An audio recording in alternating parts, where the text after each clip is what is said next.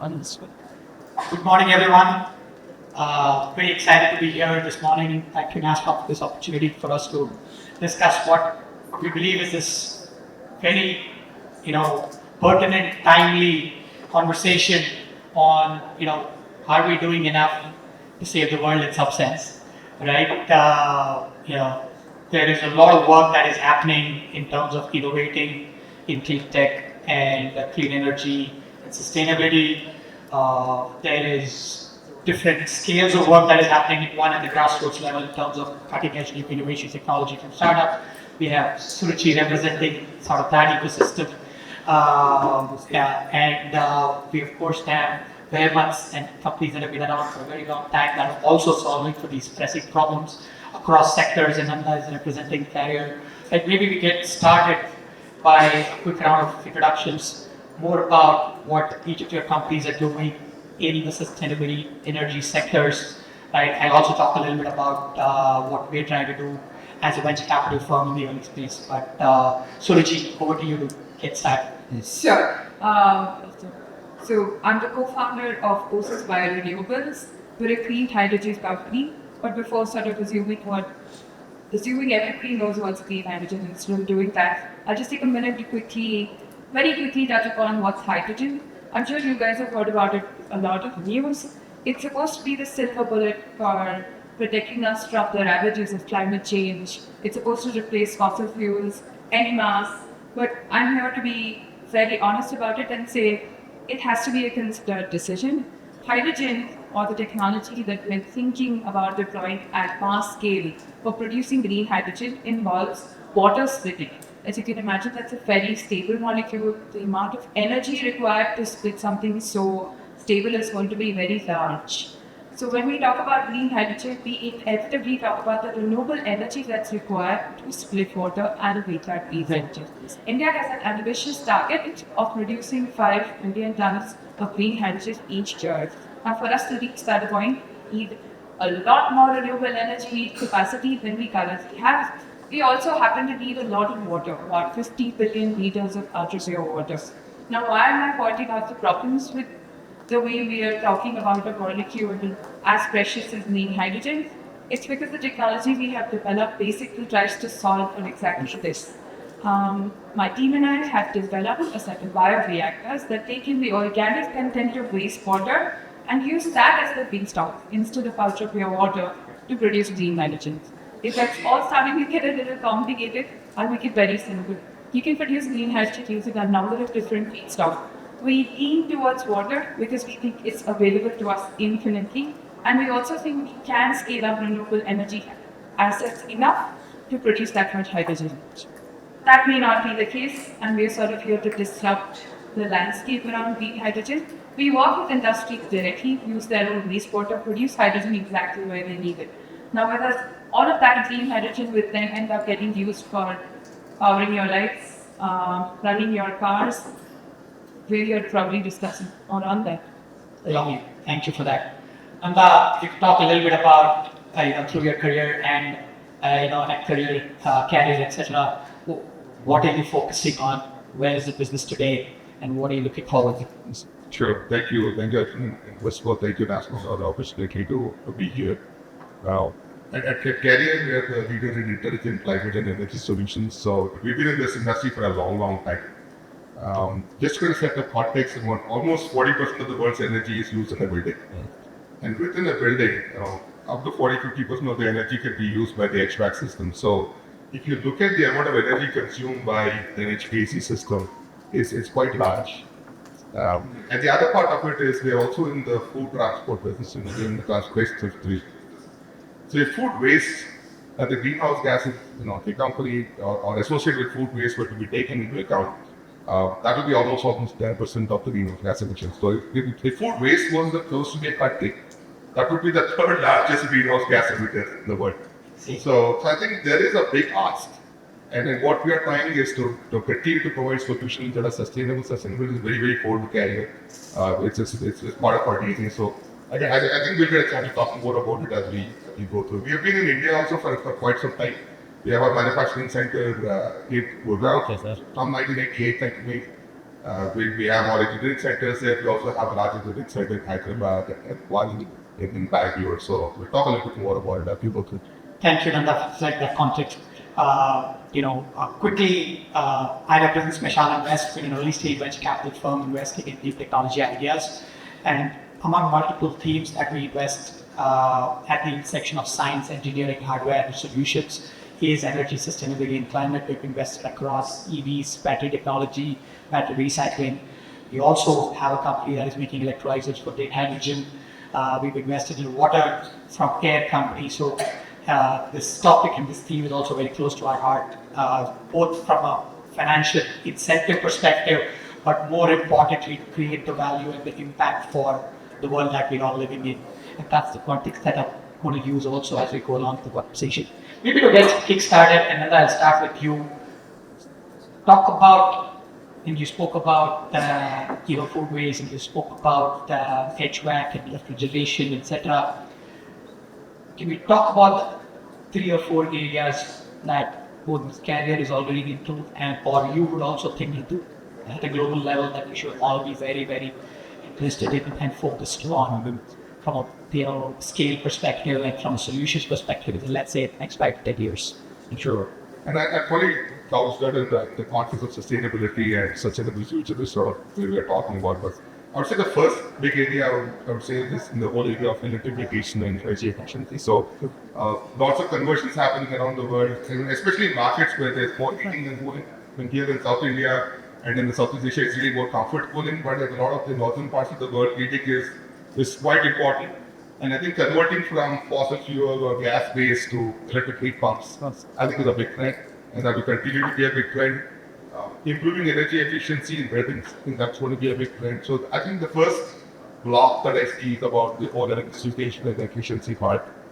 The second part I would say is really more on the connected intelligent piece. So how do you extract more efficiency out of a building? There's many systems, right? There's a chiller, there's air side, there's cooling towers, there's pumps. So how do you really kind of make sure that the environment is healthy into air quality or environment quality, and how do you make that? I think so there's a lot of work being done on controls, artificial intelligence, machine learning. How do you make our systems work better? Then the third box I would say would be around alternate refrigerants, right? How do you make sure that the refrigerants that you're using are more environmentally friendly? And I would say last but not least is also on sustainable materials. So materials of concern, continue to eliminate that. So I would say these are probably the 4 boxes, Arjun. And I think we're in almost all of them. And obviously there is a spirit of what's coming down the pipe from a disruptive standpoint and what do we do. And we're also incubating on ideas. Yeah. So actually that, Suruchi, you set the context on hydrogen, of course, for it and the need for the big tree, right? Maybe talk a little bit about your journey, but history of why you picked this particularly, and from also go deeper a little bit on applications, if you will, right, of where this get used, when it's already being used. You spoke up, upstate a little bit about the oil and gas industry, but touch a little bit more about that, please. Absolutely. So our origin story, so to speak, actually comes from the oil and gas industry. Bit of a paradox. You will never imagine it. Sustainable green energy company having its roots in traditional oil and gas. So let's be honest, energy companies worldwide understand that the transition is imminent. And so back in 2018, I just finished my PhD, and I was looking to work on hydrogen, but a very specific process which involved biology, using organic waste and whatnot. The ones who sort of helped us make that transition surprisingly was Shell. They were the seed investors in Ossus, and they did that not because green hydrogen or any hydrogen was of particular prominence back in 2018. They did that because the problem that we were trying to solve for them happened to be one of water. So this is something that most people don't know. When we hear the term fracking, we immediately have a visceral reaction and say that's a very bad way. Oil and gas is bad, fracking is worse. But it gets even worse when you think about the fact that it consumes more water than traditional oil and gas, than even agriculture produce about a gallon of oil/gas fracking. This is a problem for the oil and gas industry. Definitely not from the perspective you and I might be worried about it, but from a process angle. there simply isn't enough water to frack. This was a particularly concerning issue for a very specific region in the US, West Texas Permian Basin. And we pitched some very similar solutions in India. We want to produce some hydrogen. We think you can pay us for that hydrogen, but we'll throw in free wastewater treatment for you. Is that of any help? So when you talk about the two things are origin story and an application, they're all interconnected. We had the advantage of sitting with an end user before we even had a business model / revenue model to speak of, which was extremely advantageous. Because then we could talk about, okay, how much are you going to pay us for hydrogen? How much does it cost for us to make it? But the end use case for them back then in 2018, and this is something that continues to this day, is they were going to use it to dilute their flare stack. Now, for us as individuals, when we think about energy and energy transition, we think, am I going to use hydrogen to drive my car? Am I using a fuel cell to power this very energy? Going back to the point you were making. But for industry, the ones who guzzle a lot of energy to make more energy and to make chemicals, they burn a lot of carbon. They burn a lot of gases that turn into carbon dioxide. Let's put it that way. A part of that solution to that, or part of the solution, involves diluting it with gases that don't make CO2. So when you burn hydrogen, you get water. Hydrogen oxygen combines to make water. So when you add that into a flare stack, you're reducing the amount of CO2 you produce. Now this is a very niche use case. And unless you're in the industry, if you speak to an end user, you might not realize that this is a space for someone to disrupt. But then of course the applications can now from 2022 onwards, particularly in India, everybody wants to know what to do with green hydrogen, right? But I'll be very honest, we don't know what the solution, what the end use for hydrogen is, other than to use it as a replacement for natural gas. So you burn it, so you use it for heat generation, you use it for steam production, or you use it as a raw material, ammonia, refineries, chemical industry.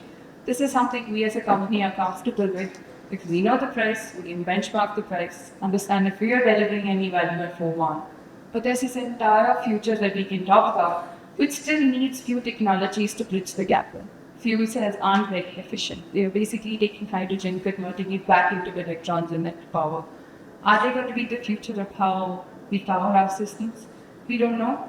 And that is again a space that has a lot of opportunity to be disrupted. And we are ourselves waiting for someone to sort of bridge the gap.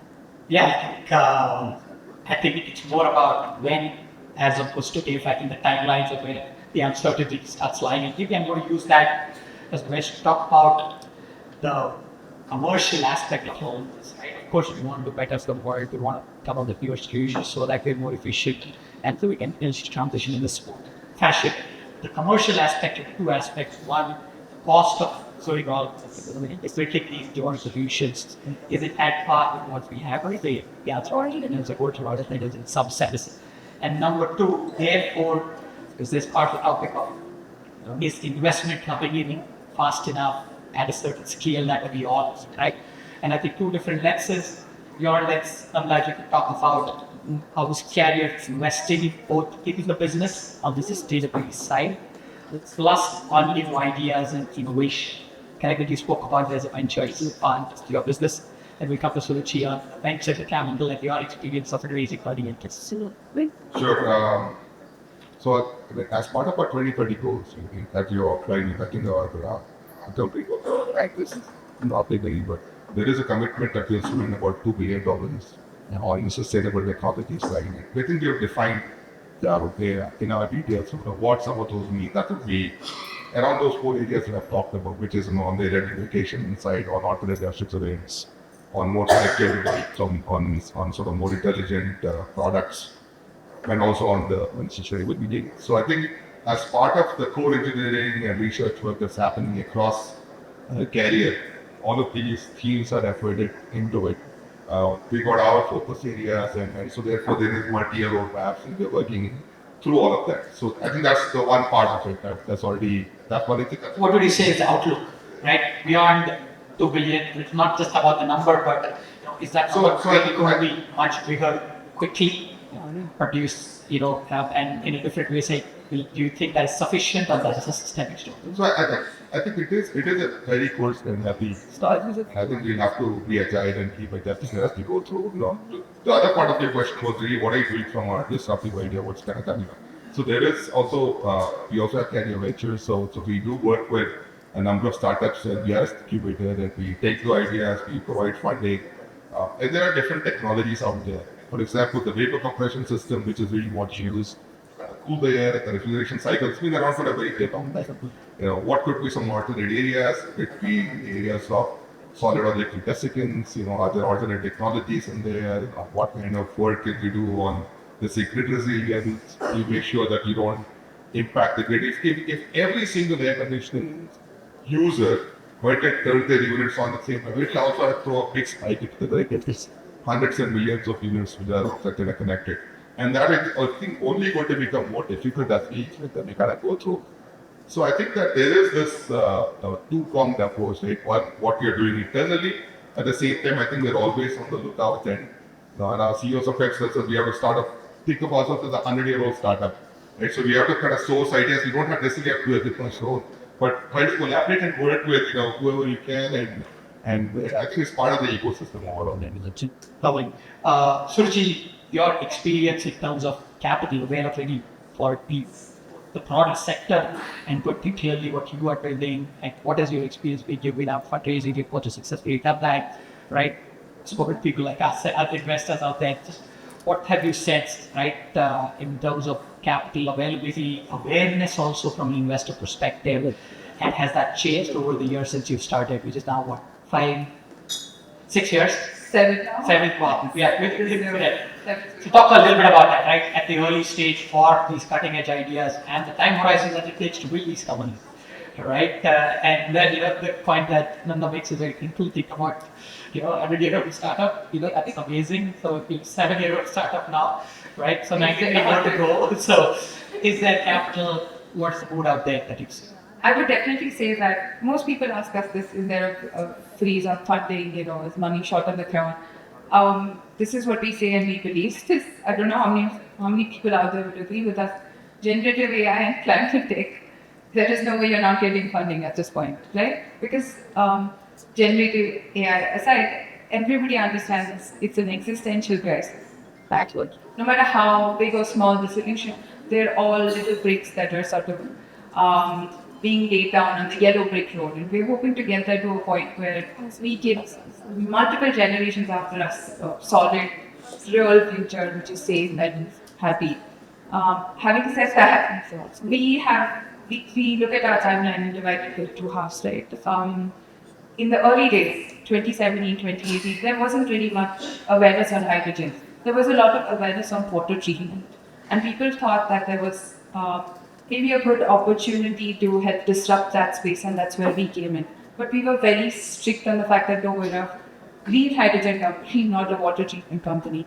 So the first people who helped de-risk our technology, which basically means give us money to do many things wrong until we get something right, happened to be people like Nanda, right? It was Shell, it was our early customers like Tata Steel, like small companies like Eternal, Society's products. These are small businesses, well, small as a relative term compared to Tata Steel, but these are businesses who understood the impact the success of our technology would have on their bottom line. They didn't come at it specifically from a climate angle. They're coming at it from a climate angle from 2022, when the awareness of what government's role is in clean hydrogen and what they hope to earn by calling the hydrogen we produce green at their plant. When all of that starts to build value, then the conversation sort of shifted. But the second half of our sort of business life, so to speak, when we received VC funding from Rain, Mantle and Gruhas, that was all about revenue model. That was when we had our unit economics straight is not quite right. We were at least starting to understand what it cost us to make 1 kilogram of hydrogen.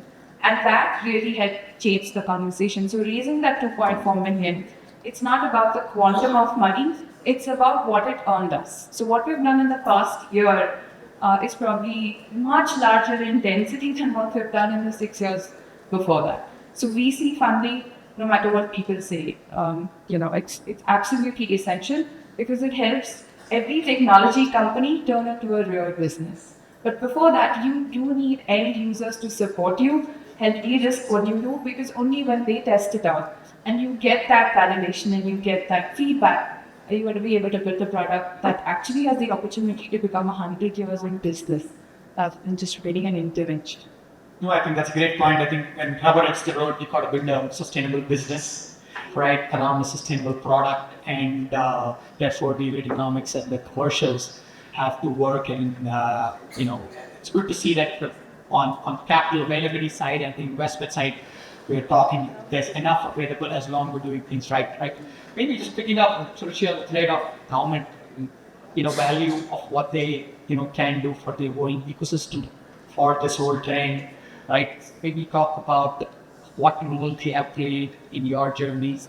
How do you see them being even more proactive going forward in what forms and shapes of Shira's policy regulation or some other form? Right. So green hydrogen,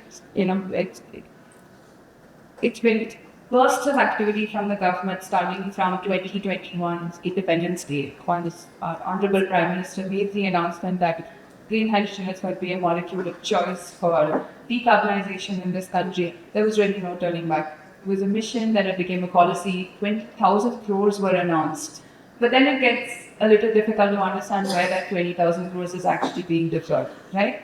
The role of PSUs for us specifically is very important, because then we started to track the money. It wasn't about putting up a few pilots or doing some tests. ONGC, who is a customer of ours now, came in very simply and said, we have about 2,000 crores corpus. We want to use it to produce green hydrogen and understand the unit economics. We want to know how much it actually costs. Is it still going to be 600 rupees? So the benchmark is that we're all trying to aim, anybody in the green hydrogen ecosystem is trying to aim for sub $1 per kilogram of hydrogen. You can go Google that and find out why that number exists, but as a PSU, they're not taken in by this number, right? They think that let's go and find out, build the numbers from the ground up, use this money, invest in technologies, find out where the risk is, and see how viable it is. Because again, these are companies that have been around for a long time, so they've seen the ups and the downs, and it happened with solar, it happened with wind. They keep thinking that, is oil and gas going to exist? ONGC is an upstream oil and gas company, so they don't actually have any direct use of hydrogen gas itself. It's not like a refinery would refine. This a very specific use case to work. But here they are, so they've come, I'm going to figure this out, and I'm going to see where in the energy mix does this help me as a company. So that is very different from coming in and saying, I'm going to invest in an R&D project. R&D projects don't have end dates. When you don't have end dates, it's translating that to something real becomes difficult. So kudos to that. No, that's very valuable. Nanda, your experience and what you are seeing in terms of government's intervention / support, right? Both on the policy and the regulation side, and maybe also use that to say, if we see in the global scale, we're a global company, right? So other parts of the world, what is happening that is great, and what can we in India take from that and learn to be better? So I mean, I'll probably start with the global side first. I think worldwide, I think regulations are achieved. So whether it is on minimum energy performance standards, whether it is on use of refrigerants, use of chemicals, etc. So I think all of the standards and regulations that are there, they drive step changes in adoption of technology. So products that are made today are a lot more efficient than, let's say, products that were made 10 years ago, 5 years ago. And that journey, that march continues. And I think there could be differences in region by region, but by and large, I think these trends are in there. Now, if you come a little bit closer to home, right, in India, for example, the Bureau of Energy Efficiency, Ministry of Power, have been working very hard to, let's say, introduce, and they've introduced our thing in air conditioners right next years ago. So we've got those stars, so the more stars you have, the more efficient it is. Then those standards change in every 3 years depending on the cycle, so that means that in order to get the same rating, you need to have a more efficient product. So what was a 5-star last year may not be a 5-star this year, depending on where you are in the cycle. So you have to adopt new technology, you have to get in more efficiency. So I think those things are there.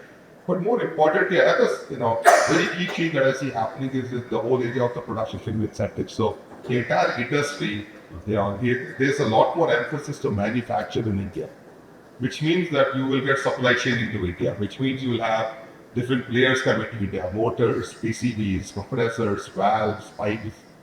And then when you do that, and then that ecosystem, it becomes a virtuous cycle. There's more work to be done, and then there's more. I always push for our engineers to make sure that they go to the factories, go to suppliers, go to the customers, because you don't really innovate until you see the end use case. It's very hard to do that sitting in a lab. So Absolutely. they're doing quite a bit. So lovely. I think PLI keep bringing out that the relevance of that, and obviously some of our startups are also benefiting from that. So it's a great incentive scheme, and everybody should look into. And more importantly, it tells you what the end customer needs. Right? So get out of the lab. We're possibly out of time, but maybe one question. It's time's up, but maybe one question from the audience before we end.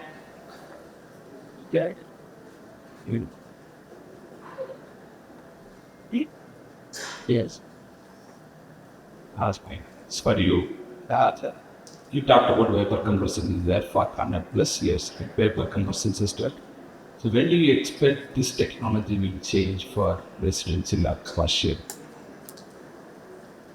That's a kind of tough question to answer. I think we do have obviously work done at smaller scales, proof of concepts and labs. The question is how quickly can we commercialize it and scale?